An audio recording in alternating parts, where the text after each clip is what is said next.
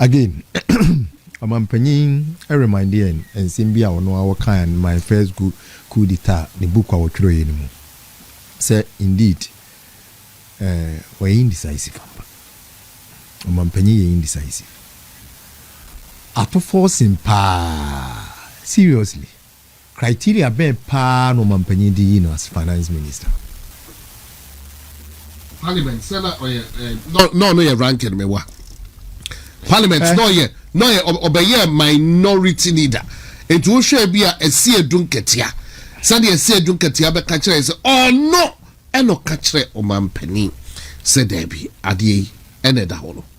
Ene da holo. It no anya baby actually a. Na just be a see edun ketia no role of play in minority. Finance ministry is about the heart of the nation. Or minor comma. One say a finance and economic planning. That's why I find finance deputy finance way. Beba. A two ministries. And ya can boom.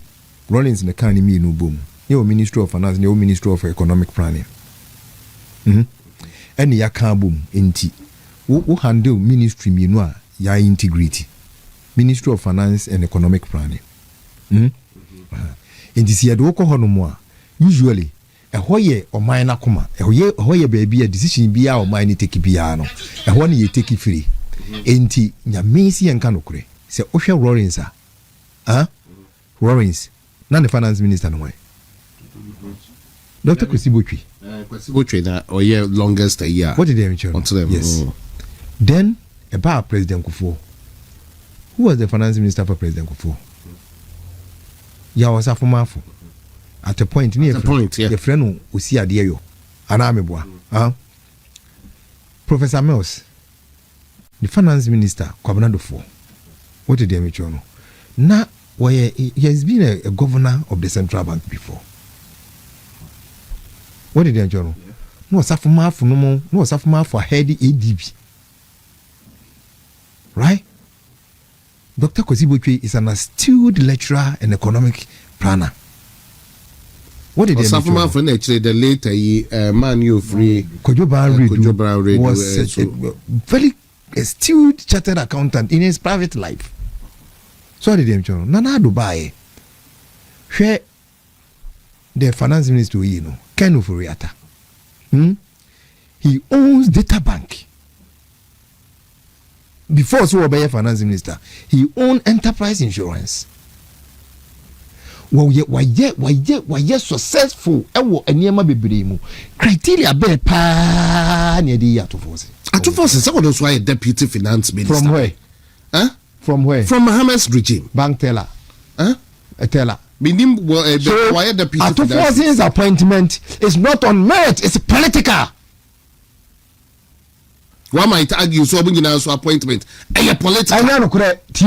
De la me say ma listing and crofona or mobile any na double key. Obia wo enaya no ogina so a ya appointing no obia ti asese we die. We die. Dr. Kwesibuchi was a university professor. Anameboa. No wachira de university almost a perfect person. What did they do? Dr. Kwabnado 4 was a former governor of the central bank. What did they do? Yawo Safumafo was a banker and an astute one.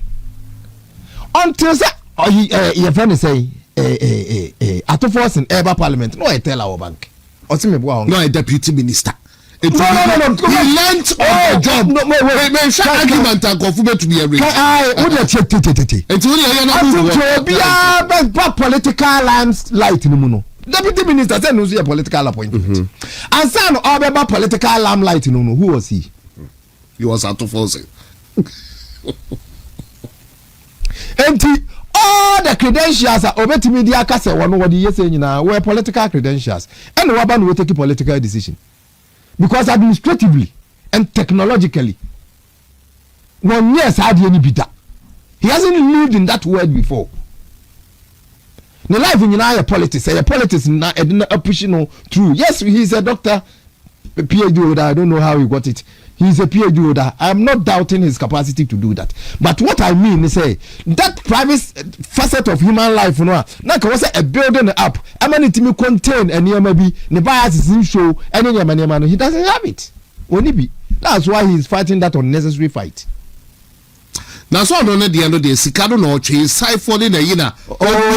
And that on he doesn't want to spend. And that on that's what he's surprising and conforming for his own ambition. And yes, Gabian what now so. Oh, but I don't know there already. Surprising and conforming for his own ambition. Ever kind. Was siphoning over 6 billion ego. So simply it's not spending a bit for political, you know. A bit so that Quacosu will say, I deal with everybody knows how political. So anything extra.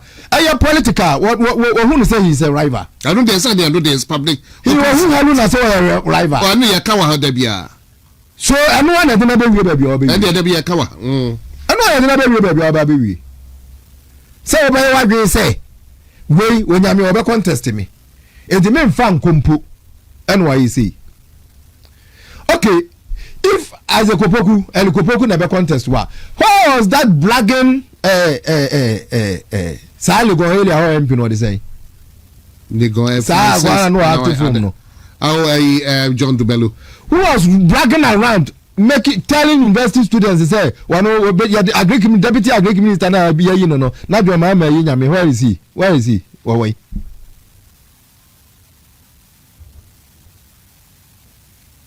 so and some na air course woni nyina no omampanyine say some ministers ni bi ebinu wo hono position bi wo hono ma it requires competence and merits.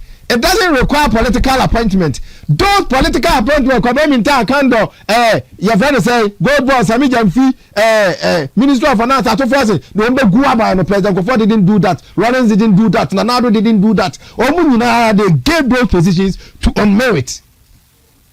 Ebinu wa ma betim dia ma just like that Ministry of Youth and Sports, Ministry of Way no betim dia ma politician no aba be nkula no do ko Germany ama no ma bo say no problem for that. By ministry do all no more. So one per competence on the good animasi. A man is suffering from that indecision. Look at the maturity of Haruna handling all the problems at Banafa.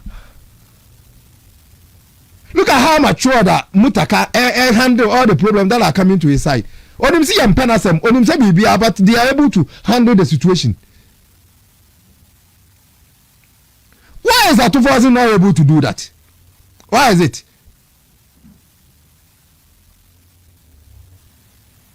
Eti agric ministry ni ntokwana omo kuni nyina no. The opekura 2000 releases kanu ma omo a enka de besi a na ese NDC intimi se agric sector da enya no kure. Bombe ye bia agric sector no be ko from the bia NDC be ba ma mu bia omo ne gukuayo. Ejupa releases kanu mo omo Eriko Poku is damn incompetent. He can never do anything. He is just blagging. But the point is, they are fighting political fight. They are fighting political fight. And for so be any so, a crafty mu bregu. A boy am kofa no buy no mu bregu. A crafty ko sika exam. And a cashew yanto. And a bro na bu adura. Ni nyina yi so bisa tugu atidua yanto bibia no ho. Amampanyima order say 100 million Ghana cedis say yemfa nko buffer stock enko to aduane ya mutu ena NDC panyini bi NDC panyini o asi enipa friend we fun so a instead so be chance say good morning was mutu manza e dey any fele class we fa call because of the campaign ye kire kuafo afrano obi afrano fun so a also wo chia no say allow good morning no was mutu mbanza amampanyi kaja whip nanya dia kaka kodanyo President Mahama was our cracker whip da no na to say na President Akufo-Addo the ministers now that was about the biggest problem and every the first one cracker whip so I'm not expecting him to crack any whip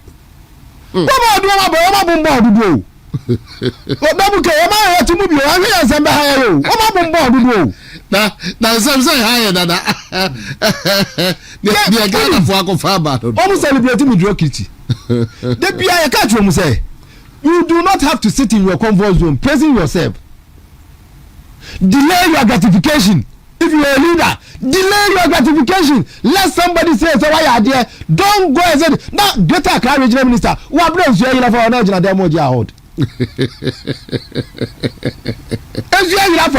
you have a school in Yakura, I don't know, I don't know. That's your best minister. Where did you get that?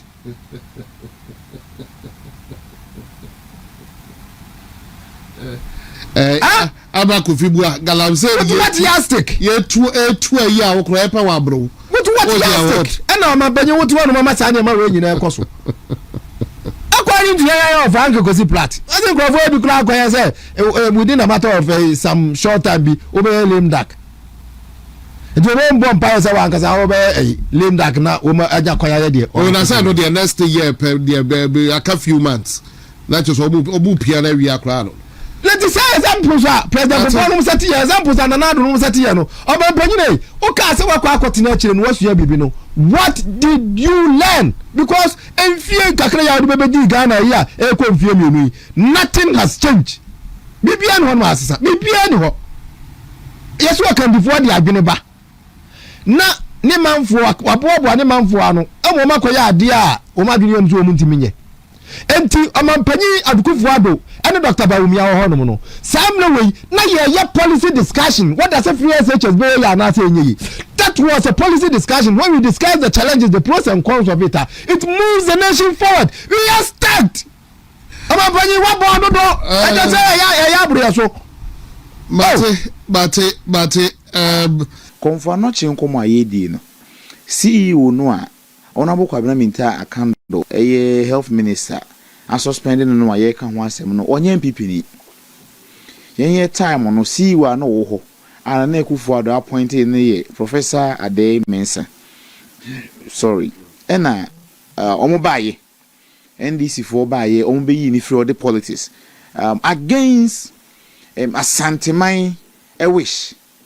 Against Ashanti youth for wish even against opemso na nkasa kra na because he'll confirm not project na e wo honom no na ye Dr. Ademesa professor sorry na ni so ade hunu e na okoton ma opemso so mu opemso to ni bottom yi $5 million enya Ghana cedis $5 million ya na man 40 be omu ba bi a omu nkura ase na omu eda moto bi mu na omu keka ni emfata no sa $5 million na opemso yi na nke betimi asi hospital but the boy say yemfa NCC konfo anoche say ni so ade hu na ye Professor Ademensa ani so ade hu but then this for by omo de amanyosem yi ni sinchen against all oppositions any identity I want to put on record say the current CEO ya suspending no onye MPP ni ntinye bia because of say we nipa bi nti ene ye ka de ye ka nemum eye Asante man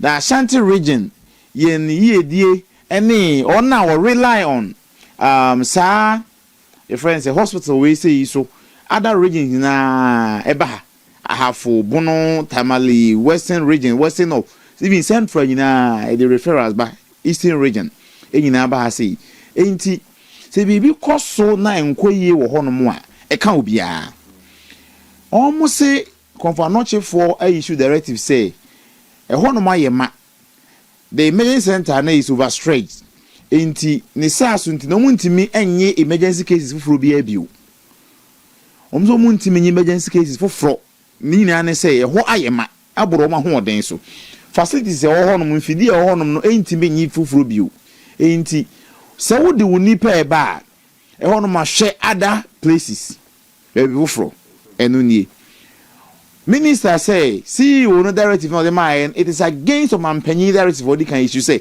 my any emergency situation. If I show young sound for the made the mayor for a call. Doctor say, I didn't or Nessie one what SC ambulance, Musi, Dinechi. Will be out of my hair. No better ambulance, no more. And they say, Yadi can bomb us to trace a comfort, you must trace a comfort, not your why, ma. Or my brother, my one day soon tease made the mini pane by me pay from Fanemfa. Na menya madame Hosso. No pay for the nafa ne say me de be ko no akọ da ambulance manase akọ ina to na doctor bia ntimi mehwe no nyese omo person behwe no but omu nyanya akwanya mehwe no na wa free mu no de wa hen ena eye se me nim dada se ho no ma ye menti me nipa no yare ya na se emergency case ni ba ye na mpe bi wofro ene se me ko no akọ da abonte na se wakọ na ambulance mu twen na obi ntimi anya kwan mehwe no na wa free mu no de wa hen na eye oh but no kwase mo mu no so ne say confirm not reject this emergency situation no or call him what is the alternative and only come here this is CA and only a problem is CA king enti bo how ni na the alternative wa say confirm not ye ma then ye hwe enye se bi ni ho age wo kan no o kan investment a mampanyi kufo e sha ase project and in person na kufu ado di koduru ya completed. Seria was commissioned on record. Seria was commissioned.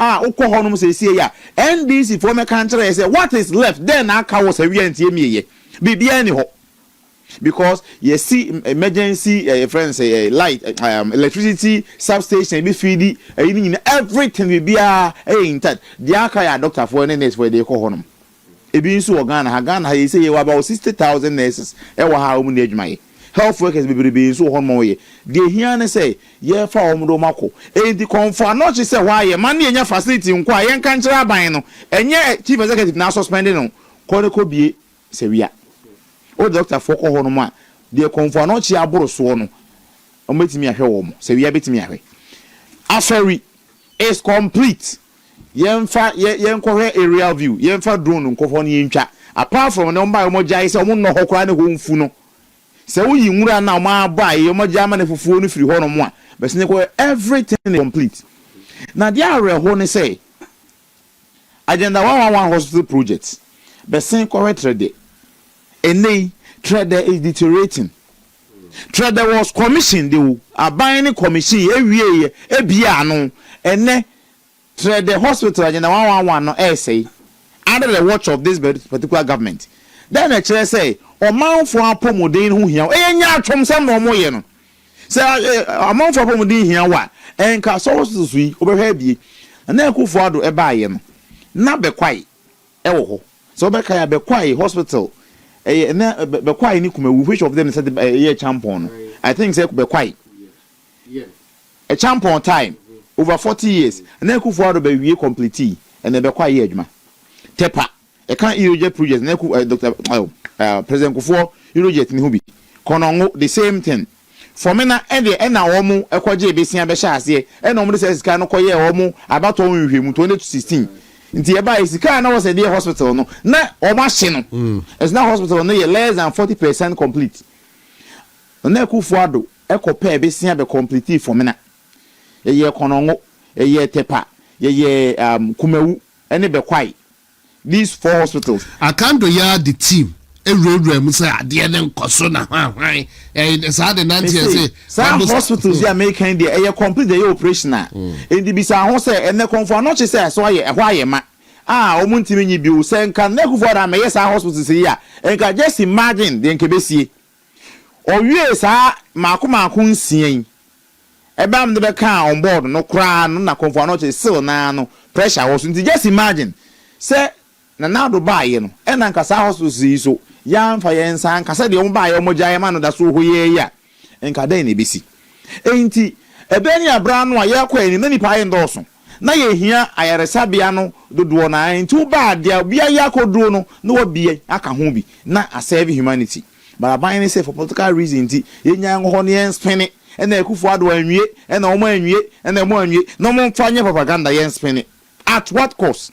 At the cost of human life ena na pese mo ye double k mewie we hono sa no de medisi na media call for so say aban ni nya propaganda man panyi Mahama ni nya propaganda or ajiu e call say yenyi akando edi me oyi akando edi a yendis ni incompetent krona na akofa na de na hye wonti me no eno de emfa me ho eyo mampanyi se obeyi na so onyi no na emu de bi hia ne say other hospitals are complete na facilities wo mu eno omo emie na easy konfanoche e pressure no on agric minister any finance minister no me take ni agric minister no say oma agric ministry so oma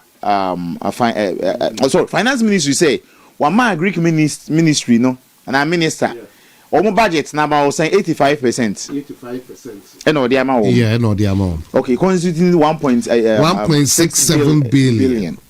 And agric ministry they say obwa it's a lie.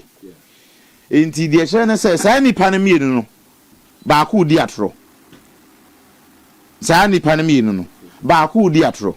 Either so me ni di atro and I say ba ku e di atro. That day, now the press conference and not energy minister, deputy finance minister, address press no. Now Greek minister not you. Okay, now any body language. Now share said the OC osuniti. Okay, no have no osuniti. No when the but how don't me go microphone in free no ga say oh boy.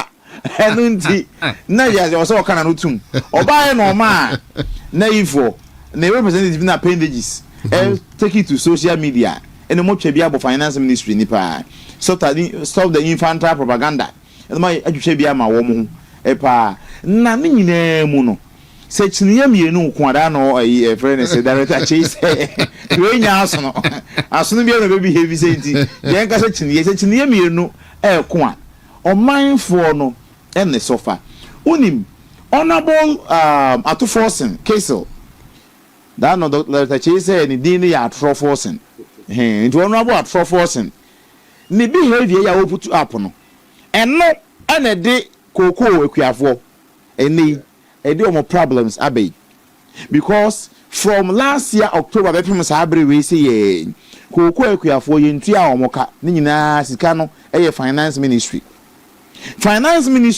ni behavior ye any finance minister atro force ni behavior ye ena ema ye nuanom a omo wie school for the first time college of education for omo wie school na ye fa say batch bi ye fa omo na ye bia bi akafie ebi nsi da throughout the 8 years of MPP and even kra no Mahama time onim say nurses for and this is for no omo crazy backlog of nurses but teachers there na list but for the first time I backlog of teachers tifie because of atro forcing because financial clearance I was odema na Ministry of Education timi fa mebunu no on fa ma because ye fa mebunu no a credit be kwa ma education minister in the per se Ghana mebunu ne na mabonten na kom ne wo mo sen say the other ministry na say ni colleague minister ebe fa won adwuma ama credit akọ on ho si etie kokọ akuafo ka ebe boosti erikoboku presidential ambition enti yema kokọ akuafo ne nsofa enti sa wotifie na kwa sasa kokọ ayi no class sisu de aba be show no na se we say aba be show wa mafia na just adla no club na kokọ board she yase finance ministry ase so you see say eyenema mienu anase mienu. First of all, the presidential ambition now we chase no. Into the year come say yes, presidential ambitions are amount for ministries no one and then to koyaba. We per se obedi mampanyin, we per se obedi mampanyin. Tell say they are there. Open my wonya ni munyam. Now they obedi mampanyin. Me emfa me nsanka. Mma usika. Eno na ima ye bri. Enti no dwede ni bi kodwom. Na ye ton ade. Okoton ade. Na ye nto. Na ye nto a. Hunu say ato forcing empese obetua ayifo ka teacher fo ka ena ama Idrisu ehwo ato no edi abre bia pressure nko education ministry ho see teacher fo no ka de a obi anko ho nko application bia tie beka say we incompetent tie teacher ni so nyesika no de beto ade ewodwom enti wo ai ko odwom aye nto wade ndi free no kokko kuani ni nyesika ato forcing kuro yai ena de beto ade enti ewo rippling effect obabia a Greek ministry no for no say mutwa abaye se mo sika de akoto grains ekuafo na o mai adua bro na abu won so na ehia to wo mo no mo promise o se mo disika ba akoto sa no bae no abegu ba fast stock for honom na no finance minister say yeah this kind of ma Agric ministry says kind of ma ye enti kuani no na esofa na anu ya kuafo no sun sanja nanja te radio so say ne kuafo no omo hia wo mo no kweso do na so ye ndisi fo enti ne mo amaban no ene ma mo ho kire mu ai ne hia to mu na akufo ado time no na mo amutimi hunu say mutimi eton ne ma ne nyamfaso etimi to tractor ne ade de ye modwuma mutimi tia wo school fees sabre ye season mu ne ewi sika de be na mo de wa akodo ne nyina ya atofo sin krono a just one person any the incompetence of the others na the aya say we have a president according to Chiniachibi. Things fall apart, the center cannot hold emuni ewi because we have a president the head on the appointee or the appointor and he has the power to hire and fire or not than beneath him and say ono firi one ma ye chief of staff ono so no we find say we the executive no one chief whip also timi ahwefe wo mu nyina in line na say discipline wo mu it is a me na me mafa obi mafa wo say minister and mafa other person so no so ye minister na sika wo so the man no won fa nko na wo man ministry ni so far ewiye no wan ye de so bo no ye man panyin na me ntimi nka wasem a na mfa so be na wo so say wo ye man panyin no na si say kura no as a Julius so ne Callistus Muhammad ye akwakoye bibia ewo ho wo hwe ebi hu no say we can we aka Callistus here secretary to a president and Julius also role as chief of staff no and he say no akwa wo say simply omunyina ye confused and a confused crop the woman say often 24 mubu o man see there and say omu confusion ni nyina no and na say ho sunsanso no ekọ wo mu nkwa no mo ni sifo busuafo so ankenye ya. But the incompetence no sunsanso no but me amount to about this incompetent government no me should be yes and the challenge you know now no ya a friend say flood ebayi ono de sobo one na ekufu abi ene ya yenya the worst form of flood ono no penso no enya this for nkwa na eyi afa wo mo nsu eyi afa wo mo now no ya kokoo akuafo esun from October pem sabre yentu ya kokoo akuafo okay na nka NDC akuafo nkwa na yentu ya wo mo kan ko bi nsu ebayi ya emaburu nurse fuyi yesi e fa wo mo ya mfa wo mo teacher 40 fie ya wo mo sun 24-hour economy ma ye mabunu yisu say ba ye na nka ye ndisi fo nkwa na aka wo mo a enka obi any problem but omo incompetence no eno omo ntoko omo ku wo mo efie no ebia be ka me a metim ba bibie on tie be ka tro mampanyin say ewo mu ono no on konsa amabiu ya na mpanyinfo obebi kro bia sande say oba onche afiwa ware ase no anasa afinto na ware ase no tuba nche onua o mampanyin wonim se bia on konsa ama ebia o ye ne matoro kan oboga na fokoko say my mfasa to me in nsem nenso wenti ndi ebesre no say ye bokana for komo enti no mode tumi ahye nensa ewo mu onko nsa mabiu nenso mo onye ne matoro kan at least onkura mu saa kopim say de owo ho tumi nimdie ebeba Dr. Bawumia nimdie no eba baji akunya no oka eye kwakuo ka sikasem ho yi be also nearly 24 billion of 2026 Q1 budget left unspent as revenue shrinks by 2.7 billion cedis. Finance Ministry data. Nearly 24 billion cedis of 2026 Q1 budget left unspent as revenue shrinks by 2.7 billion. Finance Ministry data. Sanko for your country, spending party. Mahama bans ministers and state CEOs from accepting private awards without presidential. Mahama bans ministers and state CEOs from accepting private awards without presidential clearance. Our opposition, so I said Nanado. award bi anu akwaje akire ko hu no so gina amanone amodro mu eje award ni bi was a honorary doctorate problem ho can same bebre e no kwaje le de he say the aba beto dwano de oso wa bane aye the ministers do some mo kwaje award bi from omo awon said na say Linda Oklusi she deserves the award or she deserve award but